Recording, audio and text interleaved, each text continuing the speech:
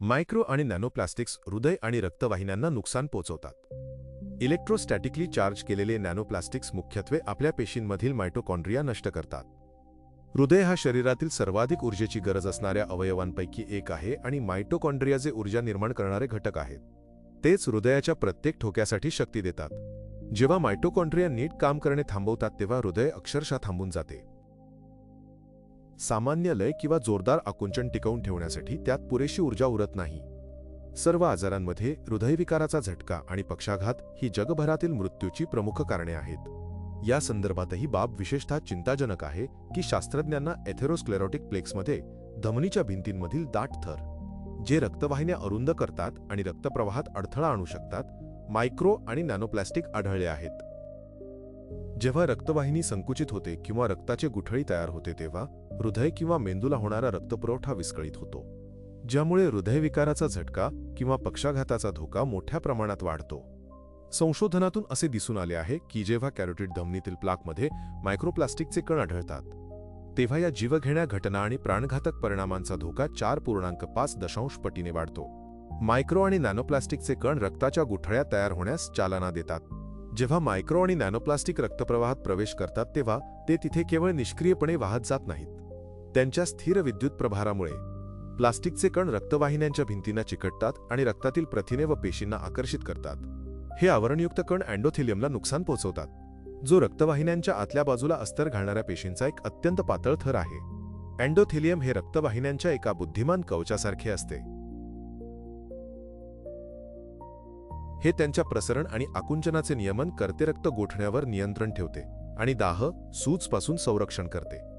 तथापि मायक्रो आणि नॅनोप्लास्टिकच्या प्रभावाखाली ही प्रणाली बिघडते, ज्यामुळे दीर्घकालीन दाह, सूज आणि थ्रोम्बोसिसचा धोका वाढतो. याव्यतिरिक्त स्थिर विद्युत प्रभारित मायक्रोप्लास्टिक रक्तपेशी, प्लेटलेट्स आणि लाल रक्तपेशींशी आंतरक्रिया करून त्यांच्या सामान्य कार्यात व्यत्यय आणू शकतात. सामान्य परिस्थितीत लाल रक्तपेशींवर झीटा पोटेन्शियल नावाचा एक ऋणात्मक पृष्ठभागीय विद्युतभार असतो, जो त्यांना एकमेकांना चिकटण्यापासून रोखतो आणि अगदी सूक्ष्म केशवाहिन्यांमधूनही रक्ताला मुक्तपणे वाहू देतो. परंतु जेव्हा मायक्रोप्लास्टिकचा संपर्क येतो तेव्हा हा विद्युतभार कमी होतो. लाल रक्तपेशी एकत्र गोळा होऊ लागतात, रक्ताची घनता वाढते आणि रक्ताच्या गुठळ्या तयार होऊ लागतात. परिणामी रक्तवाहिन्यांमध्ये गुठळ्या तयार होतात, ज्यामुळे रक्तप्रवाहात अडथळा येतो, जे विशेषतः मेंदू, हृदय आणि डोळ्यांसाठी धोकादायक असते. यामुळे दीर्घकालीन थकवा, दृष्टीदोष, उच्च रक्तदाब, हृदयविकाराचा झटका आणि पक्षाघाताचा धोका वाढतो. नॅनोप्लास्टिक्स पेशींच्या पडद्यांशी आंतरक्रिया करतात. धनप्रभारित नॅनोकण ऋणप्रभारित घटकांकडे तीव्रतेने आकर्षित होतात.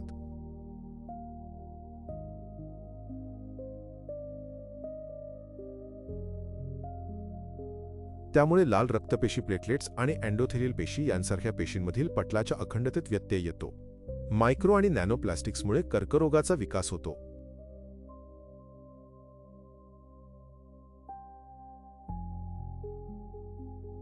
जगभरात कर्करोगाच्या दरात होणारी वाढ अत्यंत भयावह आहे. मला वाटते की याला महामारी म्हणणे अगदी योग्य आहे. आकडेवारी चिंताजनक आहे. जागतिक आरोग्य संघटनेच्या अंदाजानुसार 2020 मध्ये जगभरात कर्करोगाची सुमारे 1,81,00,000 नवीन प्रकरणे नोंदवली गेली. तर केवळ 2 वर्षांनंतर 2022 मध्ये हा आकडा 1,81,00,000 वरून जवळपास 2 कोटींपर्यंत वाढला आहे. आणि खरं तर जागतिक आरोग्य संघटनेनुसार जर हाच कल 2050 पर्यंत चालू राहिला तर जगभरात कर्करोगाची 33 ते 35 दशलक्ष नवीन प्रकरणे समोर येतील, जी खऱ्या अर्थाने एक महामारी आणि जगातील प्रत्येक व्यक्तीला प्रभावित करणारी एक मोठी आरोग्य समस्या असेल. तर ही एक खूप मोठी समस्या आहे. बऱ्याच काळापासून कर्करोगाला वृद्धापकाळाचा आजार, DNA उत्परिवर्तनांच्या संचयाचा परिणाम मानले जात होते. कमजोर झालेली प्रतिकारशक्ती आणि अनेक वर्षांचा कर्करोगजनकांशी संपर्क.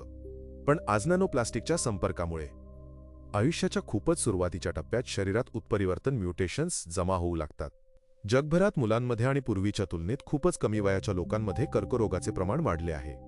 तर आता जे घडत आहे ते म्हणजे आपल्याला लहान मुलांमध्ये, तरुण प्रौढांमध्ये कर्करोगाचे प्रमाण वाढत आहे आणि हे कदाचित धूम्रपान, मद्यपान किंवा इतर कशामुळेही नसावे.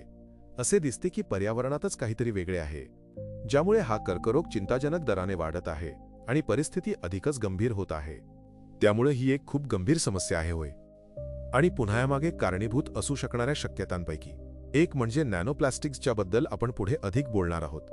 गेल्या 30 वर्षांत आपण पाहतो की काही देशांमध्ये कर्करोगाची सुरुवात लवकर होते, ज्यामुळे पूर्वीपेक्षा गाठींचे निदान अधिक लवकर होते.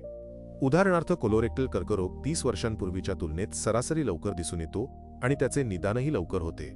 गाठींच्या विकासात मायटोकॉन्ड्रियल डिस्फंक्शन महत्त्वाची भूमिका बजावू शकते.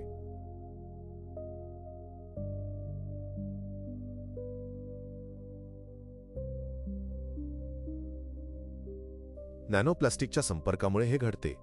मायटोकॉन्ड्रियल डीएनएमध्ये उत्परिवर्तनांचा संचय आणि सामान्य पेशी मृत्यू यंत्रणेत व्यत्यय आल्यामुळे हे घडते, ज्यामुळे एकत्रितपणे शरीराची खराब झालेल्या पेशी काढून टाकण्याची क्षमता कमी होते आणि या पेशींचे ट्यूमर पेशींमध्ये रूपांतर होण्याची शक्यता वाढते. तर या ट्यूमरच्या पेशी खूप आक्रमक असतात आणि सामान्यतः त्या अशी कोणतीही गोष्ट स्वीकारत नाहीत, जिचा त्या उपयोग करू शकत नाहीत. मग काय होऊ शकतं? म्हणजे ही एक काल्पनिक गोष्ट आहे की त्या ह्या प्लास्टिकमधून काही ऊर्जा निर्माण करू शकतात किंवा कोणत्या तरी प्रकारे असे काही मार्ग सक्रिय होतात जे पेशींना मदत करतात त्याच्या क्षमतेपेक्षा अधिक वेगाने हालचाल करणे. म्हणून आपल्याला त्याचा तपास करणे आवश्यक आहे. हा एक खूप महत्त्वाचा प्रश्न आहे आणि आम्ही मुळात हे शोधण्याच्या कामात आहोत की त्या पेशींमध्ये यंत्रणात्मकदृष्ट्या असे काय घडते की त्या त्यांच्या स्थलांतर क्षमतेला चालना देण्यासाठी प्लास्टिकचा वापर करू शकतात. नॅनोप्लास्टिक्स अवयवांच्या पेशी आणि ऊतींमध्ये प्रतिक्रियाशील ऑक्सिजन प्रजातींची रिॲक्टिव्ह ऑक्सिजन स्पीसीज पातळी वाढवतात. ऑक्सिडेटिव्ह स्ट्रेस निर्माण होतो जो कर्करोगाच्या पेशींच्या वाढीला गती देतो, त्यांना इतर ऊतींमध्ये पसरण्यास मदत करतो, नवीन रक्तवाहिन्यांच्या निर्मितीला चालना देतो, दाह वाढवतो आणि रोगप्रतिकारशक्ती कमकुवत करतो. शिवाय इलेक्ट्रोस्टॅटिकली चार्ज केलेल्या नॅनोप्लास्टिक्समुळे निर्माण होणारा उच्च पातळीचा ऑक्सिडेटिव्ह स्ट्रेस ट्यूमर पेशींचे अस्तित्व टिकवून ठेवण्यास प्रोत्साहन देतो आणि उपचारांप्रती त्यांची संवेदनशीलता कमी करतो.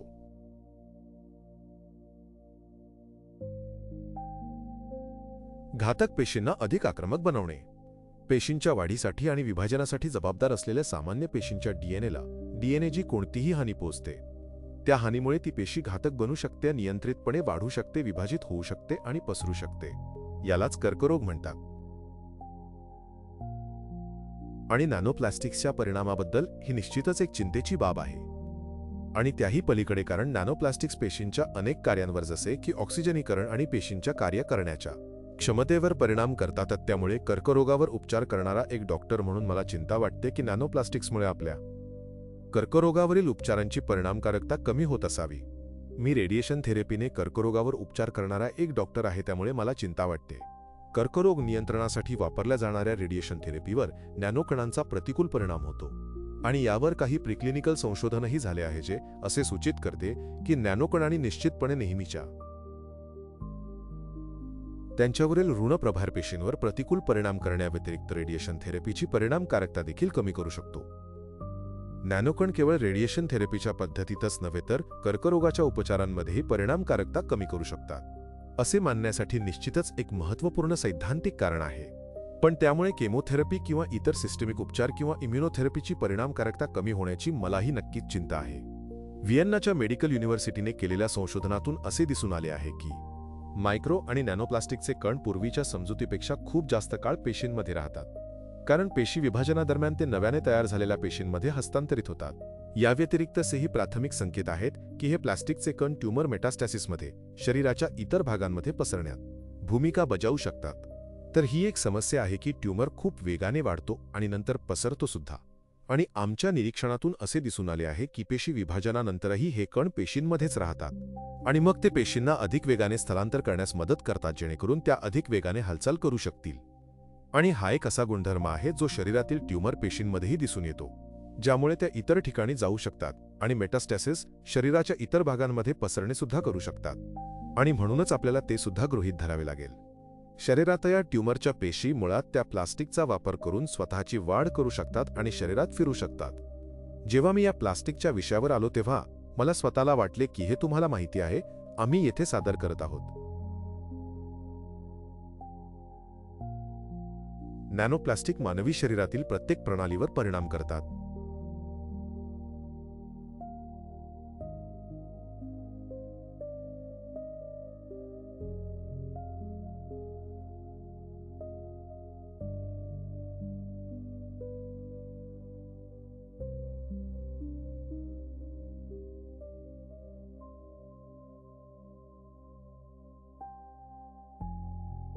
त्यांच्या विद्युत प्रभारामुळे ते एका ट्रिगरप्रमाणे काम करतात, ज्यामुळे गंभीर आजारांना कारणीभूत ठरणाऱ्या प्रक्रियांची एक साखळी सुरू होते. आज आपल्याला माहीत आहे की जगभरात मृत्यूचे प्रमुख कारण बनलेल्या आजारांच्या विकासात नॅनोप्लास्टिक्स महत्त्वपूर्ण भूमिका बजावतात. असे वाटू शकते की मानवजातीने अँटीबायोटिक प्रतिरोध, स्वयंप्रतिरोधक आणि मज्जासंस्थेचे आजार आणि कर्करोग यांसारख्या सर्वात मोठ्या धोक्यांचा सामना आधीच केला आहे. तरीही आजारापेक्षाही अधिक भयावह अशी एक गोष्ट आहे. कल्पना करा की तुम्ही एक सामान्य आयुष्य जगत आहात, निरोगी आहात, उत्साही आहात, व्यायामशाळेत जात आहात, सादरीकरण करत आहात, मित्रांना भेटत आहात, पण मग एका क्षणातच तुमचा अचानक मृत्यू होतो. जणू कोणीतरी दिवे बंद केले आहेत त्याप्रमाणे शरीर काम करणे थांबवते.